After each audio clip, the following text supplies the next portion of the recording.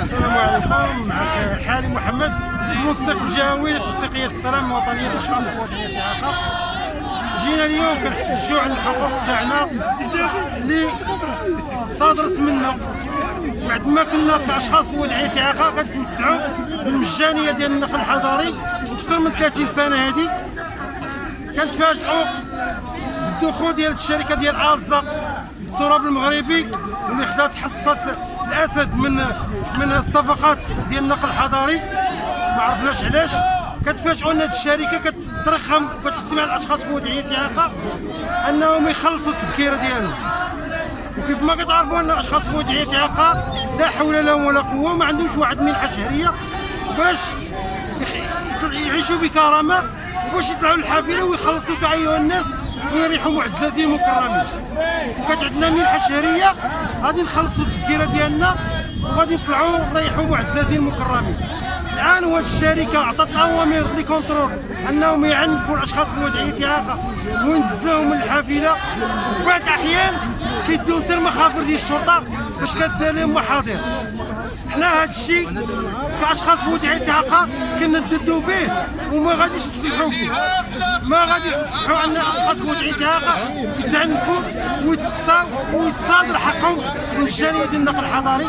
لهذا جينا باش نحتجوا امام مجلس مدينه الدار البيضاء باش نوصلوا من رغم ان كاينه كورونا خرجنا باش نناضلوا الحق ديالنا ونوصلوا ميساج لمجلس المدينه في شخصي عملاته باش يعيد النظر ديالو في هذه العقده اللي دار مع هذه الشركه ألزا ورجع الاشخاص ذوي الاعاقه المجانيه تاعهم يدخلوا الدفتر تاعهم. ولا كيف ندخل رجال الامن؟ علاش رجال الامن اللي كيتخلصوا يركبوا بالمجان والمعاقين اللي ما عندهم لا منحه شهريه لا والو يخلصوا؟ هذا عيب وهذا عار وهذا ما غنسكتوش عليه. الا ما دارش حنا واقفين وقفه سلميه متحضره، الا ما دارش معنا الحل غادي يكون تصعيد ان شاء الله في الايام المقبله. السلام عليكم. بسم الله الرحمن الرحيم والصلاة والسلام على رسول الله الأمين. كان معكم محمد أداداس فاعل جمعوي. المهم اليوم جينا كأشخاص من ذوي الاحتياجات اللي الحقوق ديالنا والواجبات ضربات على الحائط بدون وجه حق. وابسط الاشياء الاخوان بغيت نوصلوا للراي العام لان هذه البطاقه ديال الوداديه المغربيه للاشخاص المعاقين اشنو الدور ديالها؟ اللي ما حماتش هذه الفئه، ما حماتش هاد الاشخاص في وضعيه اعاقه. كما كتشوفوا ما كاين حتى شي واحد اللي كيمثل هاد الجمعيه هذه. بغينا شي واحد اللي كيمثل هاد الجمعيه اللي تقمعوا ضدها، يعني تقمعوا ضد هذه الجمعيه هذه اللي هي الوداديه المغربيه للاشخاص المعاقين، اللي عندي وعند الاخت وعند هذا وعند جميع المعاقين. هذه الجمعيه اللي هذه الجمعيه اصلا هي جمعيه كما كيقولوا وطنيه او دوليه. فينا هي؟ السؤال ديالي الرئيس ديالها والناس اللي كيعطيوهم الميزانيات وكيعطيوهم الدعم. الولايه اللي كتعطي لهاد الناس المنح، الناس اللي كتعطي المنح لهاد الناس الجمعيات، ماشي غير هادي والعديد منهم. هاد الناس كيستافدوا منهم عكاكيس كراسي، وهذا الشيء هذا راه كيستافدوا منه من العديد. ورغم ذلك هذا الشيء هذا ما موفرش استافدات من الشخص المعاق. لا حكموا سيروا دبروا على راسكم. هذه نقطه كنضيفها للمسؤولين. هذه الجمعيه راه ما كتمثل حتى شي واحد. حنا بغينا بطاقه وزاريه اللي خرجاتها الحكومه وصادقات عليها في البرلمان. هي فينا هي؟ هذه راهي طابع احساني. هادو ملي كاتبين عليها هما ممنوع جمع التبرعات بهذه البطاقه. هما اصلا تيقولوا ممنوع جمع التبرعات بهذه البطاقه. اصلا هما كيعايروا المعاقين. واش حنا كنطالبوا بهذه البطاقه زعما سنين وهما دايرين هاد ممنوع جمع التبرعات بهذه البطاقه؟ راه صافي طلبتوا بها نتوما، ما خليتوا المعاق بها يطلب، راه ما خليتوا المعاق ما ياخذ. لهذا كنقول للمسؤولين الله يجازيكم بخير، والناس الوزاره الداخليه بربط المسؤوليه بالمحاسبه الله يجازيكم بخير. حاولوا ما امكن ديروا خدمتكم. لا الوالي لا العمده، ديروا خدمتكم. لا المنتخبين لا الحكومه لا رئيس الحكومه بحد ذاته اللي ما كنشوفوه الا في الصور. اقول قولي هذا واستغفر الله لي ولكم. السلام عليكم. السلام عليكم ورحمة الله تعالى وبركاته. كنشكروا الصحافة الوطنية على التحية، كنشكروا كذلك الشريعة ديال النهضة الدولية. حنا اليوم جينا كمنظمة حقوقية وكأشخاص ذوي الإعاقة كنساندوا الإخوان ديالنا ذوي الإعاقة في هذه الوقفة اللي كيطالبوا فيها بمجانية النقل. كما كنعرفوا أن هذه الشركة اللي جات يعني في دفتر التحملات ديالها ما شاروش لمجانيه النقل، وهذا يعني يتحمل المسؤوليه ديالهم الناس ديال مجلس مدينه الدار البيضاء، لانه الشخص هو اللي في السوق يستافد من مجانيه النقل كما جاء بالدستور ديال 2011 وكذلك في الفصل 34 من الدستور انه هاد الاشخاص هو اللي فيها خصهم يتمتعوا بالحقوق ديالهم. وكنا كنشوفوا انه هاد الفقره هذه اللي كيتعرضوا لها الاشخاص هو اللي تعاقوا اليوم في عز كورونا، هاد الناس هادو يسحبوا لهم المراقبين البطائق ديالهم، وهذا الشيء راه غير معقول.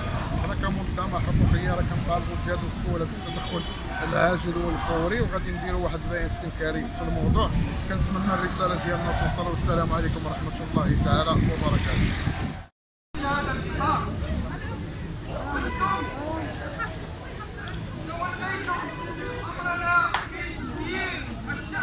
السلام عليكم ورحمة الله تعالى وبركاته. احنا جينا هنايا لجانب العمالة. علاش؟ كاينة مشاكل مع حافلة ألتا اللي هي كتهين المعاق، كتفرض عليه يخلص. هذوك لي كونترولور ولا كيقولوا المراقبين كيقولوا مخلص ولا لاكارت كيبيعوها عليه. حنا ما حملناش هاد المعاقين كاملين، ما حملوش هاد السلوك. هاد الناس ما عندهمش، ما خدامينش، فين غيمشيو؟ هاد الشيء اللي كاين ما كاين حتى في شي بلاد. ما تفهميش عند المعاق ما كاين حتى في شي بلاد، ما كاينش. فرنسا، طاليان، ميريكان، اسبانيا، فرنسا، طاليان، فرنسا، طاليان، اسبانيا، ميريكان، كلهم ما عندهمش هذا المشكل، كلهم عندهم امتيازات. حنا علاش؟ واش يتحرموا بالنقل؟ الناس هادو كلهم كيطالبوا بالنقل باش يكون مجانا. الملك محمد السادس الله يشافيه ويطول لنا في عمره، يعني كيحب هاد الناس. الملك كيحبهم، كيحب المعاقين بصفه عامه، كيعنقهم. وعلاش؟ هاد الناس هادو ما رعاوش في البلاصه صافي خلص ويقول على الورقه ويبهدلوه في الطوبيس. كنطلبوا دابا من المسؤولين الله يجازيهم بخير، الى عندهم شي ولاد معاقين ولا بغاو يشوفوا في هاد المعاقين، يشوفوا في هاد الفئه ديال المعاقين بصفه عامه، فيها الصم وفيها المعاقين حركيا وفيها بزاف. يعني كنطلبوا المسؤولين باش يشوفوا بهاد الناس بعين الاعتبار، وكنطلبوا من المسؤولين اقرب وقت يحلوا هذا المشكل، ما يخليوش المشكل يبدا يطوال ولا تبدا تهان. راه يضحكوا علينا الدول اوروبا، يضحكوا علينا، راه العالم غيضحك علينا. علاش دار طوبيس جديد خلص؟ مع الطوبيس دار جديد خلص ولا قلع بطاقه حشومه، هادشي ما خصوش يكون. وهاد الناس هادو كلهم جاو داروا هاد الوقفه احتجاجيه، وقفوا هنا قدام العماله باش يوصلوا الصوت ديالهم للمسؤولين يسمعوه باش يشوفوا، باش ان شاء الله يكون خير ان شاء الله. وتحياتي للجميع.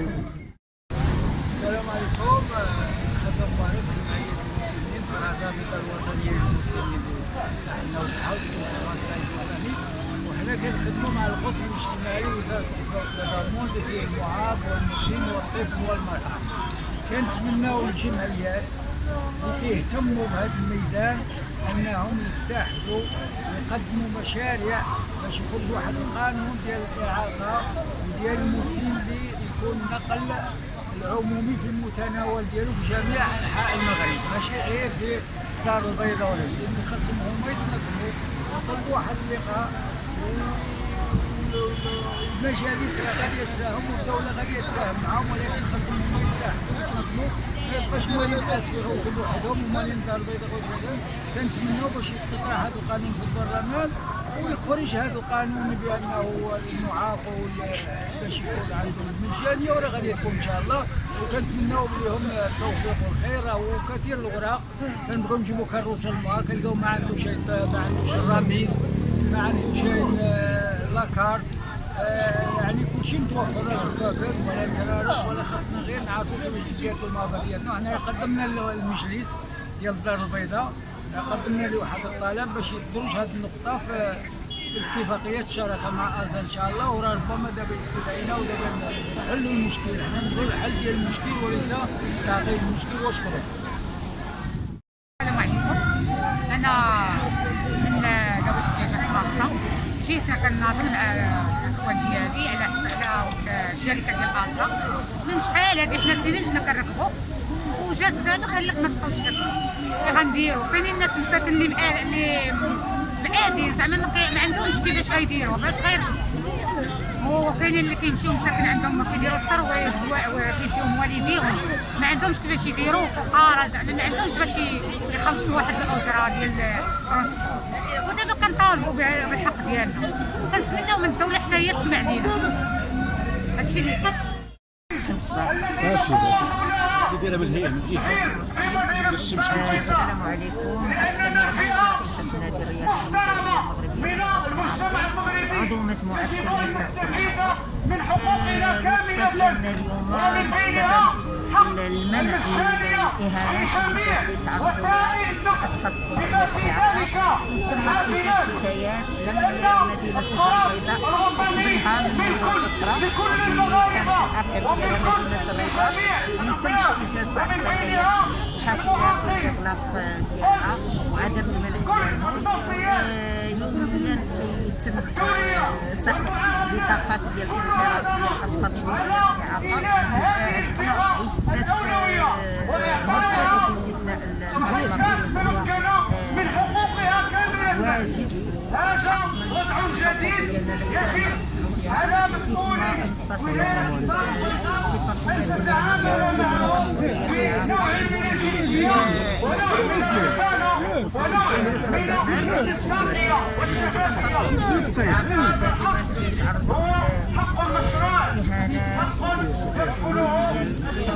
واجب وضع جديد ديالنا الإذاعات والإعلام.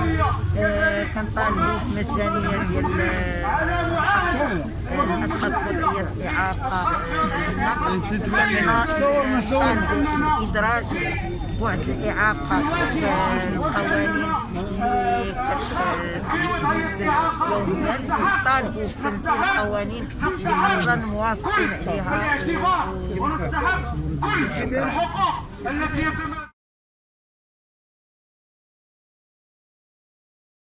طلعت ريحت واحد 3 الكونترول مدوريني بثلاثه هما. انا ما عرفتش شنو الطاري في الطوبيس. طلعت ريحت مع ما كاين لا ريسيفور لا والو، كاين غير خلاني نطلع. داك اللي تيسوق خلاني نطلع. ملي طلعت قال لي عندي الكونترول قال لي اش المشكله عندك؟ قلت له راه معاق اونديكاب. قال لي راه لا كارت نشوفو عطاه الاخر. قلت له كاين شي مشكل في هادشي؟ قال لي لا راه 700 درهم. قلت له 700 درهم ديالاش؟ انا 34 عام وتطلع في الطوبيس ما عمرش واحد ما قال لي الشاهد. وقال لي لا الا ما كاش غتخلص عليها في الاداره ويقلعها. اللي جيت نقلب عليه نشوف ما لقيتوش.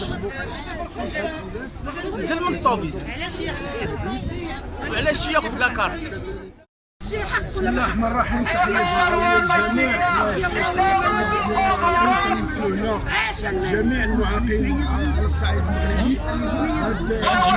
هذا الحلف اللي واقع المعاقين من ناحية النقل الحضاري اللي هو حق من ابسط الحقوق المشروعه ومن ابسط الحقوق اللي كتساعد المعاقين على تنقل المستشفيات، كتساعد على الترفيه بالنسبه لجميع الاعاقات، كاين الاعاقات الذهنيه الجسديه البصريه السم والبكم. بالنسبه لنا حنا ماشي حنا اللي خصنا نوقفوا هذه الوقفه هذه، حشومه خاص الناس المستشارين هما اللي يهضروا علينا حنا، لانه حنا من الناس اللي كنمثلوا هادشي ديال السياسه تاعنا. كنتاخذوا ماشي ما كنتاخذوش، حنا راه جزء من المغرب، يعني حنا راه واحد الناس واحد الفئه اللي كبيره وعريضه اللي بحال المعاق ذهنيا راه كيستافدوا من هذا الشيء اللي كيستافدوا منه من النقل هذا مع الترفيه. هذا الا شديتيه في الدار اشنو غادي يدير؟ الا بغات ديه مول السبيطار خصها مره جوج ثلاثه اربعه، واش كتبقى مقابله؟ هي ابسط حقوق 30 عام هما كيستافدوا منه، وهاد الناس بغا يحرموهم منه وكيتعاملوا معاهم بواحد الطريقه اللي هي شويه مستفزه، انهم كيشدوا المعاق يقطعوا ليه البطاقه ديالو، كيشدوه كيهبطوه كيديوه للكوميساريه، يعني خشومه. حنا بلد الحق والقانون.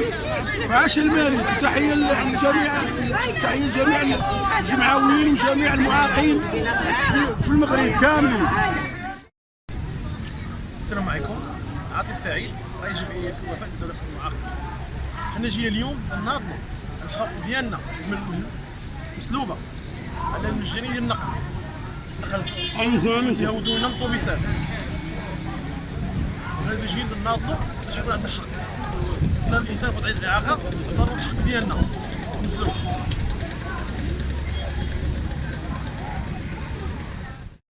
جلالة الملك عاسل الملك محمد السادس نصره الله والحكومة المغربية، وكنطالب بكم انكم تعاونوا مع الناس، يعني تعاونوا معاهم وتفكروا فيهم.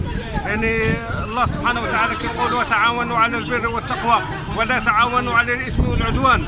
وقال رسول الله صلى الله عليه وسلم كلكم راع وكلكم مسؤول عن رعيته، فالامام راع وهو مسؤول عن رعيته. الله يجزيكم بخير.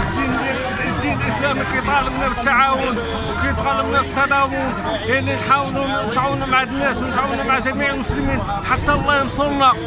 ان تنصروا الله ينصركم، الله ينصرنا جميعا. والله يخرجنا من الدنيا من دار العيب لا عيب، لا خرجنا من الدنيا وحنا فائزين ان شاء الله تعالى.